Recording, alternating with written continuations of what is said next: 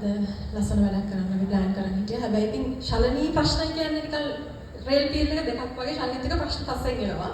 ඉතින් අද උදේ ඉඳන් ප්‍රශ්න. ඉතින් ඒ ප්‍රශ්න හින්දා තමයි අපිට අද හදිස්සියෙන් මේ ලොකේෂන් එක වෙනස් කරන්න උනේ. ඉතින් ඒ ප්‍රශ්නය ගැන හිතන්නේ නැතුව ඒක කෝල් එකෙන් මෙතනට ආපු මට ආදරය කරන අපිට ආදරය කරන අපිට සපෝට් එකක් දෙන ඔයගොල්ලෝ හැමෝටම මුලින්ම ස්තුතිවන්ත වෙනවා. ඒක දැනුම් දීමකින් මෙතනට ආවාට බොහොම ස්තුතියි.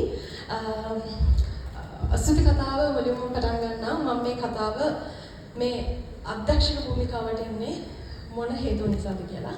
මම දන්නේ අහු මෙතන ඉන්නවාද කියලා. මට මුලින්ම මේ අධ්‍යක්ෂණය කරපන් කිව්වේ සජිත ඇන්තනි. මම දන්නේ එනවා කියලා කිව්වා ආවත් දන්නේ නැහැ. ඉතින් සජිත ඇන්තනීගේ වචනෙන් තමයි මේ මුලින්ම මේ කතාව අපි පටන් ගන්නෙ. ඒ කියන්නේ මීට අවුරුද්දකට කලින්.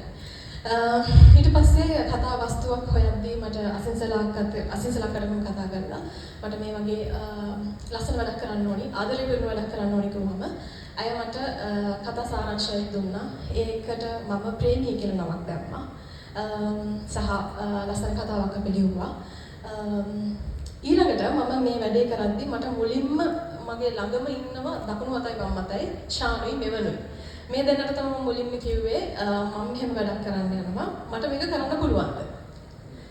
අර ඉන්නෝනේ ළඟට වෙලා අර හයියක් වෙන යාළුවෝ කොහොම හරි මේක කරන්න බෑ වාට බෑ කියන්නේ නැති. ඒ වගේ මට පුළුවන් වුණත් බැරි වුණා.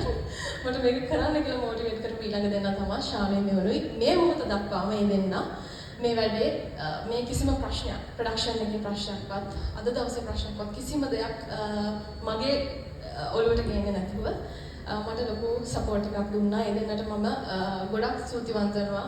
ඒ කරපු දවඩම ජීවිත කාලෙම දෙන්නටම නැගී මගේ සහෝදර දෙන්නෙක් වගේ නිතරම මම ළඟ ඉන්නවට ගොඩාක් ස්තුතියි. ඒ වගේම ඊළඟට මම කාර්මික ශිල්පිනිවන් නම් වශයෙන් කියන්නේ ඒකට ලොකු කාලයක් ගත වෙනවා. මොකද අපේ 40ක් 50ක් විතර වැඩ කරා. ඉතින් මේ සියලුම දෙනාටම ගොඩාක් ස්තුතිවන්ත වෙන්න ඕනේ මේ වෙලාවේ.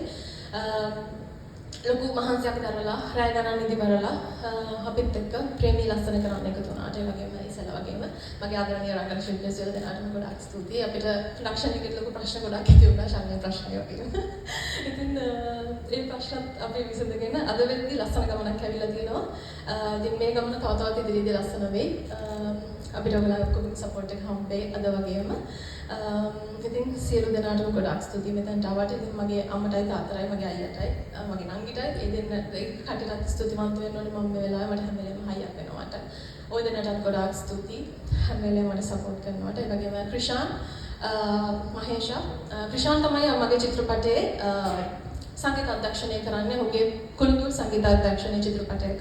ඉතින් මම හිතනවා ඔහුත් ඔහුගේ ඒ නිර්මාණය හරි ලස්සනට කරයි කියලා මේ දැන් අපි දැක්කා වගේම අවසාන වශයෙන් මම විශේෂම ස්තුතිවන්ත වෙනවා මගේ ආදරණීය සැමියාට නිහතට. මොකද මාස දෙකකින් ගෙදර එනවා කියලා මාස 4ක් ගෙදර ආපු නැති බිරිඳක් මම.